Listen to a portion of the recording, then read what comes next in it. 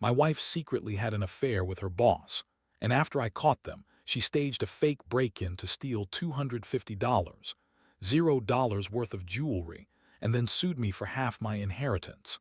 Now we're fighting over a house worth millions. I never knew she was capable of this level of betrayal. I never thought I'd be the guy sitting here telling a story about how my wife, Lisa, turned out to be the biggest cheat and liar I've ever known. At the start, everything seemed normal, or at least I thought it was. We had a decent life, nice house, good jobs, 2 kids I loved more than anything. But something felt off in the last few months. Little things. She'd be distracted, secretive about her phone, cancel plans last minute, and her attitude towards me started changing. She became bitchy, snapping at me over nothing, throwing fits over stupid stuff, and I kept telling myself it was just stress or work. But then I noticed her phone was always locked, and when I'd try to look at it, she'd get defensive, say I was being paranoid or controlling. Still, I brushed it off, thinking maybe she was just tired or overwhelmed, until one night I came home early from work unexpectedly. I had a feeling something was wrong, so I decided to check her emails on her laptop while she was in the shower. That's when I saw it, the messages. There were emails from her boss, Mark, that weren't about work. They were flirty, suggestive. I saw her calling him babe in one email, and he responded with "can't wait to see you tonight." My stomach dropped. I couldn't believe what I was reading. I thought I was imagining it, but then I found texts on her phone, long conversations about their plans to meet up, sneaking around behind my back. She even mentioned how much she hated her marriage lately, how I was boring and not enough anymore. It all hit me like a ton of bricks. My wife, the woman I loved and trusted, was cheating on me with her boss. I felt numb. My mind raced. How long has this been going on? Was I blind? Did I miss the signs? I felt betrayed, furious, and deeply hurt. I knew I had to confront her, but I also knew I needed to gather evidence first. So, I those emails and texts, saved them on a flash drive. I had to be sure before I said anything. That night I waited until she came home, trying to keep my cool. She was her usual bitchy self, snapping at the kids, ignoring me. I finally asked her about her phone, about the messages, about Mark. She rolled her eyes and told me I was paranoid, that I was imagining things. She dismissed me like I was crazy, but I wasn't going to let her brush it off. I threw the evidence on the table and told her I knew everything. Her face went pale for a second, then she smirked and said I was overreacting, that we were just colleagues and I was jealous and insecure. I could see through her lies. I felt sick.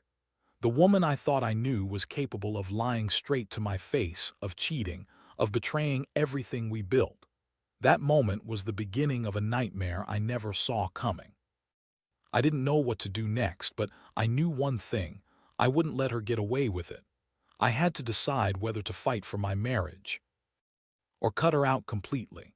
The betrayal was so deep, I could feel it crawling under my skin, making me furious and helpless all at once. After I laid the evidence on the table, Lisa looked at me like I'd just slapped her, but her expression quickly twisted into that familiar bitchy smirk, like she thought she could spin her way out of this mess. She leaned back in her chair, crossing her arms, and started with her typical bullshit.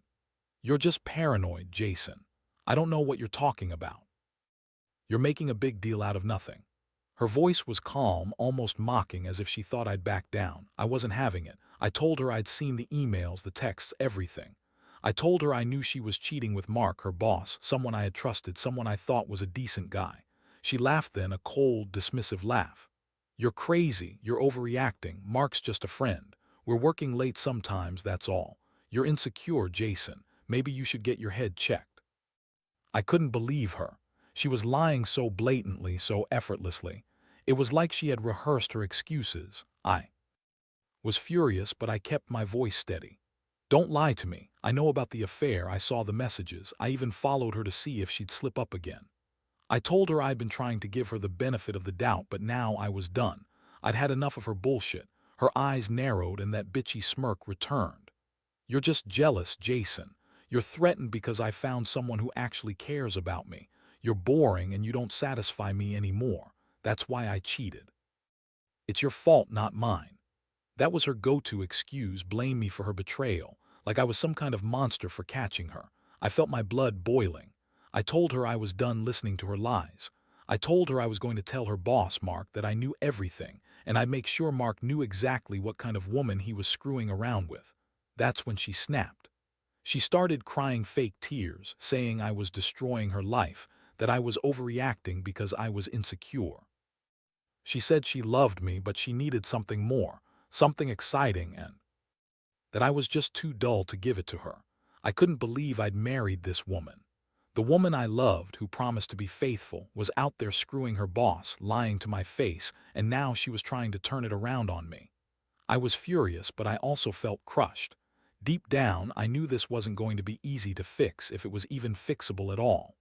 The betrayal cut so deep that I started questioning everything: our marriage, her love, whether I even knew who she was anymore. I told her I needed some time to think. She pretended to be hurt, but I saw the relief behind her eyes. That bitch was already planning her next move, probably thinking she could smooth talk her way out of this, or worse, spin some new lie. I knew I couldn't trust her anymore, but I also knew I had to figure out how to deal with the fallout. I didn't sleep that night, just replayed everything in my head, feeling more betrayed than I'd ever felt in my life. I kept asking myself, how did I miss all the signs? How did I let her get away with this for so long? And most of all, how do I even begin to rebuild from this? The days that followed felt like walking through a fog. I was furious, hurt, and honestly kind of lost. I kept replaying that night over and over, her smirk, her fake tears, her lies. I wanted to believe she loved me, but her actions told a different story. I couldn't just sit around waiting for her to come clean or keep hoping she'd change. I needed a plan, something to get to the truth and to protect myself from her manipulations. I started digging deeper. I hired a private investigator, something I never thought I'd do, but I was desperate. The guy was good. Within a week, he had photos of Lisa meeting Mark at a hotel downtown. They looked cozy, too comfortable. I saw her putting her hand on his leg, leaning into him, whispering in his ear. The proof was undeniable. I had what I needed to confront her again, this time with concrete evidence. Meanwhile, Lisa was still acting like nothing had changed. She threw tantrums if I questioned her, accused me of being controlling and paranoid. She'd call me insecure, say I was ruining her reputation and our family. She even started to turn the kids against me, telling them I was overreacting and that their mother was the victim here. I felt like I was losing my mind, but I stayed calm. I knew I had to keep my cool if I wanted to get through this without losing everything. One afternoon, I decided to confront her again. I sat her down, laid out the photos from the investigator, and told her I knew about her affair with Mark. Her reaction was priceless. She looked stunned for a second, then her bitchy attitude kicked in. She scoffed, said I was lying and that the photos were fake. She tried to deny everything, even when I handed her the evidence. That's when I saw her face twist with anger and frustration. She realized I wasn't going to back down. She started spinning her usual lies, saying Mark was just a friend, that I was crazy for accusing her. She claimed I was jealous, insecure, and that she was only with Mark because I was too dull in bed. That was her go-to: blame me for her cheating, say I was the problem. I felt sick hearing her say that, but I kept my composure. I told her I was done playing her games. I told her I was filing for divorce. I wanted out of this nightmare. I told her I'd take everything, our house, our savings, everything I worked for, and she could go run off with her boss if she wanted. I was tired of being played. I wanted to be free of her lies and manipulation. She tried to argue, to guilt me into staying, but I was beyond that. I had enough. That night I started making arrangements. I spoke to a lawyer, looked into the house's value, and prepared for the inevitable legal fight. She was furious when she found out I was serious. She threw a tantrum, yelled that I was ruining her life, that she'd take everything from me if she could. But I didn't care. The betrayal was too deep. I knew I had to protect what little I had left and get out before she dragged me even further into her chaos. That's when I realized just how far she was willing to go. She staged a fake break-in, trying to make it look like someone had broken into our house and stolen jewelry worth over $250, $0. I found out because the police showed up one day. She'd called them herself, claiming she'd been robbed, but I knew better. I looked into it, and it was all her. She'd hidden the jewelry in a false wall in our closet, then staged the break-in to make it look like a theft. She thought she could get away with it like she was some kind of mastermind. I was stunned. Not only was she cheating and lying, but now she was trying to steal from me, our family's wealth, everything I'd worked for. She was so desperate, so manipulative, it made me sick. I realized I was dealing with a different kind of person, someone capable of anything to get what she wanted. I could see the layers of her deception, how she'd planned all this. She'd even threatened to sue me for half my inheritance. She knew I was set to inherit a fortune, and she wanted her cut, no matter what. I couldn't believe I married someone like this. I'd always thought Lisa was ambitious, maybe a little bitchy, but I never thought she'd go this far. The more I uncovered, the more I understood that this wasn't just a marriage falling apart. It was a betrayal on a scale I'd never imagined. And now, I was stuck fighting not just for my marriage, but for my money, my reputation, and my sanity. I knew this was only the beginning of a nightmare I had to face head-on. The legal battle started almost immediately after I uncovered her staged break-in.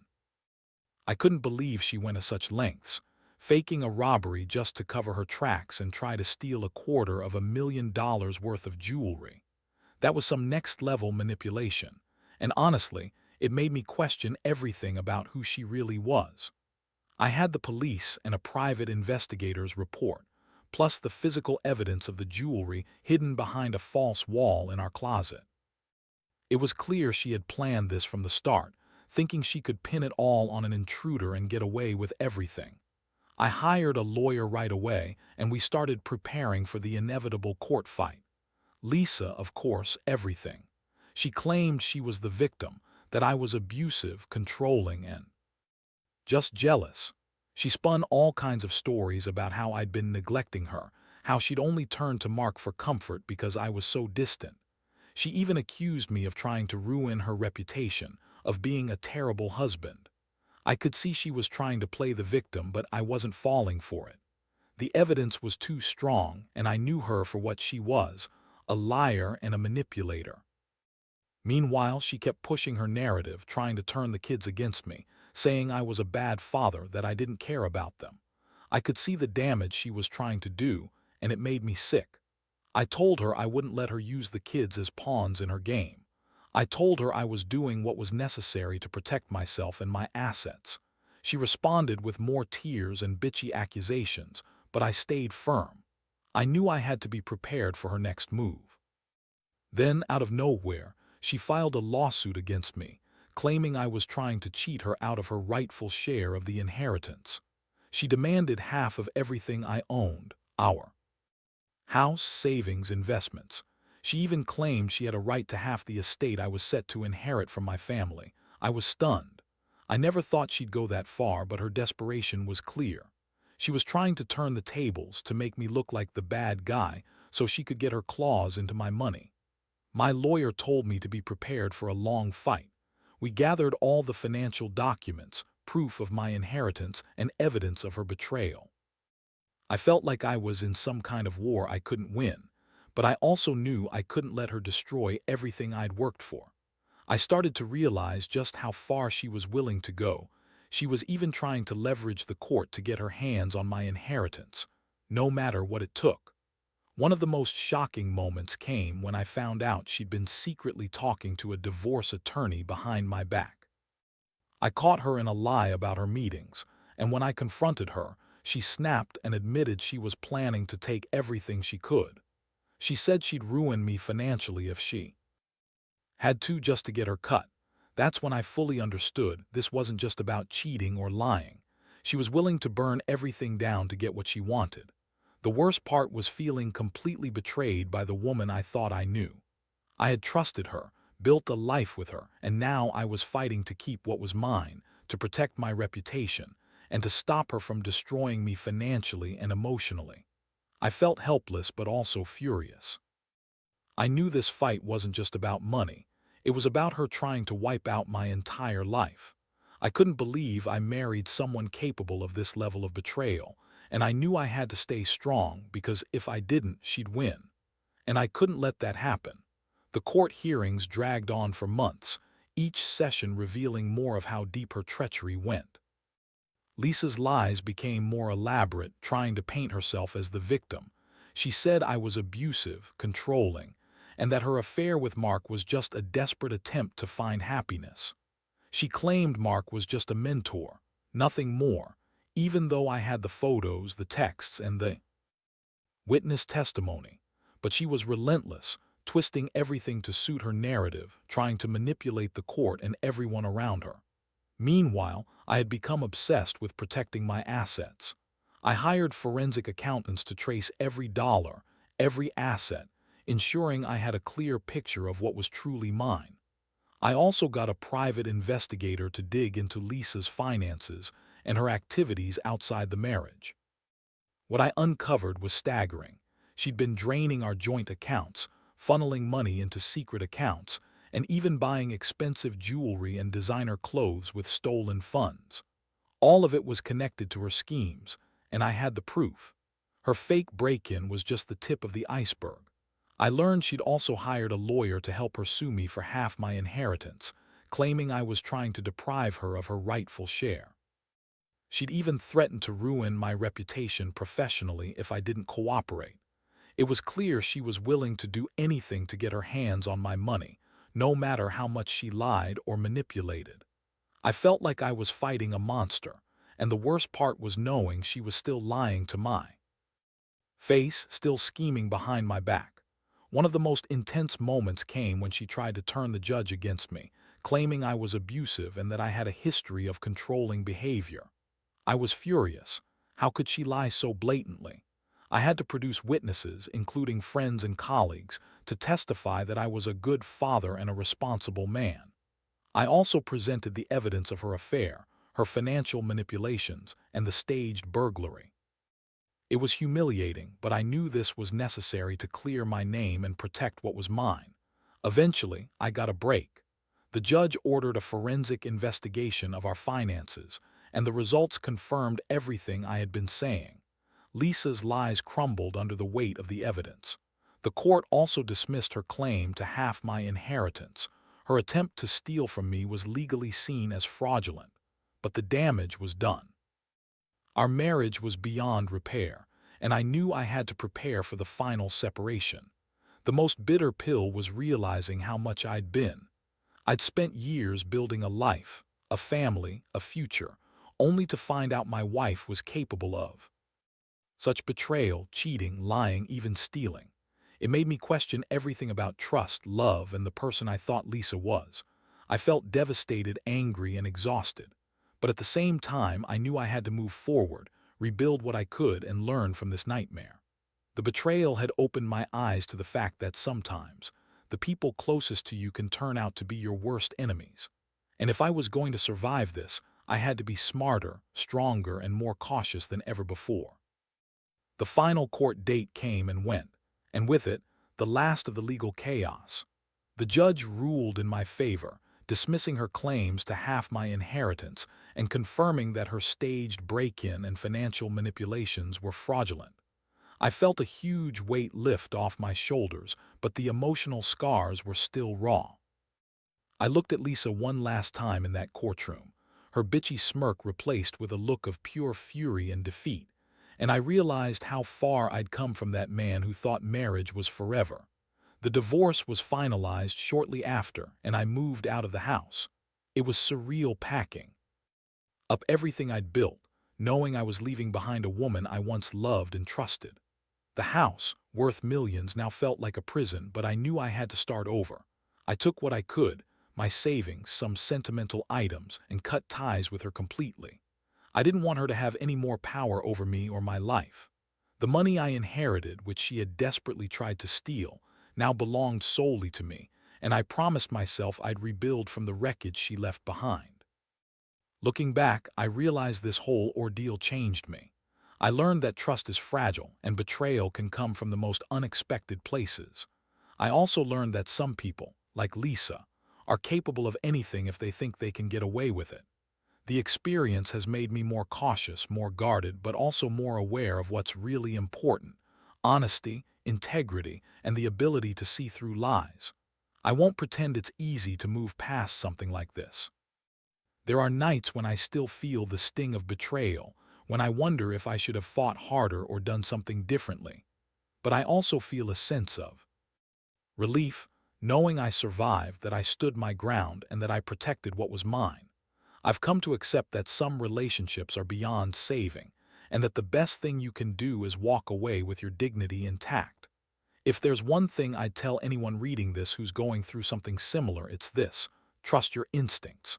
Don't ignore the red flags, no matter how much you want to believe things are okay. When someone shows you who they really are, believe them. Protect yourself, gather evidence if you need to, and don't be afraid to fight for what's rightfully yours. The betrayal might break you for a while, but in the end, you'll come out stronger. And sometimes, the hardest lessons are the ones that teach you the most about who you really are.